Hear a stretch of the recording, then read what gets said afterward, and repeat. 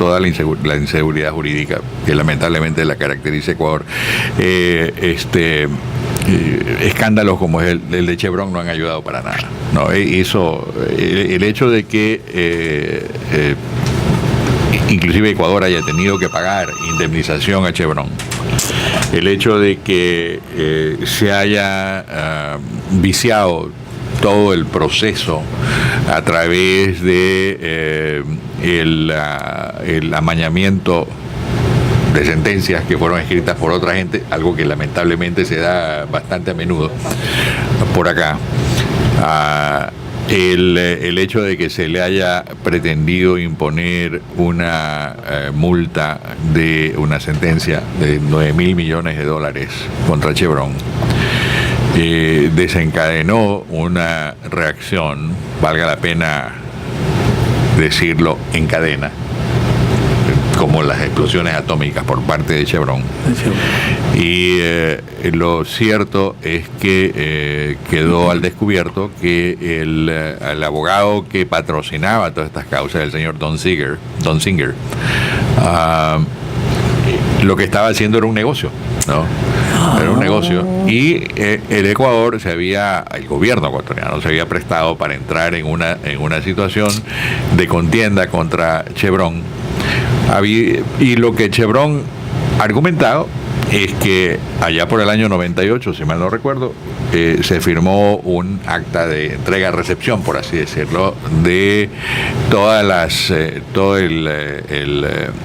el accionar que había tenido Texaco, porque Chevron nunca trabajaba en Ecuador. Esto era cuando era Texaco empresa que fue comprada por Chevron.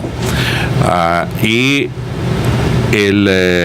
lo cierto es que Texaco argumentó, y desde ese entonces y ahora Chevron, de que el operador del campo, a partir del año 86, si la memoria no me traiciona, fue la Corporación Petroecuador. En otras palabras, si era Petroecuador, la anterior fue CEPE, la que operaba. Bueno, cuando era CEPE, Texaco efectivamente era operador. Claro. Porque de alguna manera se empezaron a turnar. Recordemos en la historia de este consorcio que primero era Gulf, CEPE, Texaco. Texaco, sí. En el año 78, el gobierno, o en el 77, el gobierno del general Rodríguez procedió a comprar la parte de Gulf, ¿no? $77 millones pagó en ese entonces, y luego de eso pues entonces solamente quedó CEPE Texaco, como se llamaba el consorcio. Ese consorcio fue operado por CEPE y posteriormente Petroecuador durante, digamos, a partir del año 86, porque antes de eso la operadora había sido... ¿Hablabas en el gobierno de León Febres Cordero? No, más adelante. No, 86, 84, 88. Puede ser que haya coincidido con esa época, o puede ser que haya sido después. No estoy como seguro exactamente acerca del momento en que empezó. Tal vez fue el 86, tal vez fue el 88, pero esos son los años. En todo caso, fue esta empresa Petroecuador, que por eso la Revolución Ciudadana tildaba de vendepatria a todos quienes, a los gobiernos anteriores. Bueno, se violó la soberanía, se vendió la patria, el petróleo, la Amazonía. Víctor Hugo, eso es lo que dicen en el Congreso, efectivamente. No, ahora se llama Asamblea, pero le ha cambiado el nombre a todo aquí. No, pero sigue siendo la misma cosa, ¿no? Lamentablemente el discurso político en Ecuador es un discurso que muchas veces podría estar muy bien en el manicomio, ¿no? Porque hace poco sentido y es a base de estridencia y de calificativos. Yo, si estuviera en mi capacidad de pasar una ley, pasaría una ley que diga en su único artículo que en la discusión política se prohíbe el uso de adjetivos. Tendríamos un país de mudos, ¿no? En materia política. Nadie podría hablar, ¿no? Porque aquí lo único que se habla es en expletivos, ¿no? Lo único que se habla es en cosas grandes, una inmensa, como la soberanía. Entonces todo el mundo, el que no me cae bien, entonces es un vendepatria, es el que rindió la soberanía, es el neoliberal, es lo que sea, ¿no? Pero detrás de eso no hay absolutamente nada. Es como cuando hacen los escenarios en las películas, que tiene por delante la fachada y por atrás no hay nada. Es exactamente lo que ocurre acá. A propósito de economista, ¿qué alternativa, qué modelo económico se puede aplicar a futuro? Porque yo creo que es imposible. El doctor Norén escribió un artículo el fin de semana anterior pidiendo reflexión tanto al gobierno como a los gobernantes, que la sociedad civil planteemos alternativas, cuando en 9 años y pico creo que no han parado bola. ¿Qué modelo económico se podría aplicar a futuro? ¿Retroceder al capitalismo? ¿Seguir con el socialismo o un modelo liberal? Bueno, si quiere seguir en el socialismo, pues entonces apriétese los cinturones. Ya. Así de simple. Más aún. Hay temas fundamentales que deben de ser atacados por un gobierno que entienda lo que es economía, que no lo entiende, y que entienda lo que es Estado, que piensa que son ellos, que son no todos. lo son, ¿no? El buen orden fiscal es un bien público. Primer principio. Segundo, el gobierno y el Estado es parte de un conglomerado mayor que es la economía. Es el más importante, pero no es el único y no lo puede ser. Y es evidente que al tener un peso del 50% en la economía, 50% como lo tiene ahora, 45, 47, cualquier cosa que le pase a ese Estado va a tener repercusiones graves sobre la economía. Tercero, que el gasto público tiene que ser sustentado y sustentable en el tiempo. Cuarto, que el gobierno está para servir más que para mandar. Quinto, que el gobierno no se debe de meter en cosas que no sabe hacer, como inversiones y empresas. No las sabe hacer, no entiende, es un desperdicio, y el día de mañana que se destape la olla, va a haber la cantidad de esqueletos que hay allá dentro de esa olla, de todos, olvidémonos de la corrupción por el momento, de la ineficiencia con la que se ha llevado a cabo el gasto público. Entonces, una vez que tomamos en cuenta eso alrededor de lo que yo he llamado el bien público, del equilibrio fiscal, lo que tiene que hacer es dejar que la gente haga lo que sabe hacer, que es producir. Nadie en su sano juicio se deja morir de hambre. Claro. Busca los medios, y particularmente estamos hablando de buscar los medios en forma honesta, sin robar a nadie más, ¿no? Y se van organizando, sean en pequeños negocios, como la mayoría lo hace, o en los grandes negocios, como pocos lo hacen, pero que también son requeridos dentro de ese engranaje económico. Esto es como, si ustedes han visto alguna vez un reloj, el reloj tiene ejes grandes, tiene ejes más pequeños, tiene pinzas, tiene resortes. Es exactamente la manera como debemos de ver esto, saber mover los resortes, de suerte tal que los ejes menores puedan impulsar a los mayores y se pueda marcar la hora. Aquí lo que tenemos es un reloj de loco, ¿no?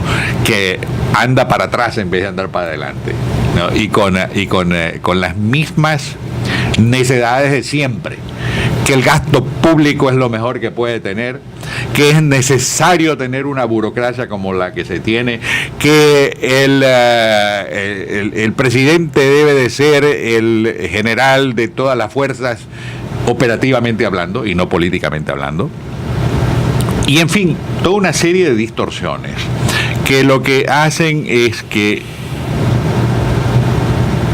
motivan que la atención se vaya hacia otros confines que no son exactamente el problema que hay que resolver, que es el problema económico, que este gobierno, con esta misma gente y con esas mismas medidas, nunca lo va a resolver. ¿Se equivocó el Fondo Monetario Mundial en las informaciones que proporcionó? Porque de acuerdo al señor presidente de la República y al joven ministro coordinador de Economía, la recuperación en nuestro país se está dando. ¿Se está dando en dónde? Mejorando aquí en el Ecuador. Bueno, me alegro. Tienen visión de rayos X, por lo que veo. como Superman, más o menos, porque pueden ver las cosas donde nadie ve nada. Ahora, nada de eso. Lo que sí es cierto, Pancho, amigos oyentes, es que, al menos de lo que yo tengo uso de razón, hablemos un periodo de 50 años, dijimos los otros en procesos de formación. Este país ha ido de tumbo en tumbos, con gobiernos de izquierda, siempre se ha hablado del país corcho, ¿no? Y lo que es cierto es que tú has dicho una gran verdad, hay que dejar que la gente per se desarrolle y sea emprendedores y sostenga y promueva el desarrollo.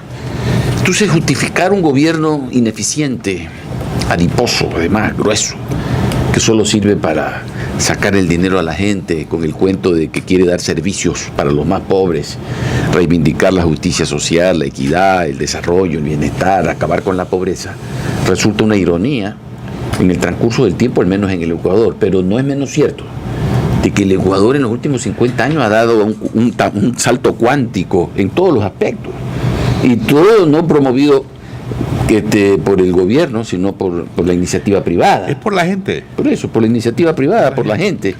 Entonces, ¿cómo hacer articular ya en este campo de los procesos de la campaña electoral la eficiencia con la responsabilidad, el utilitarismo con los recursos?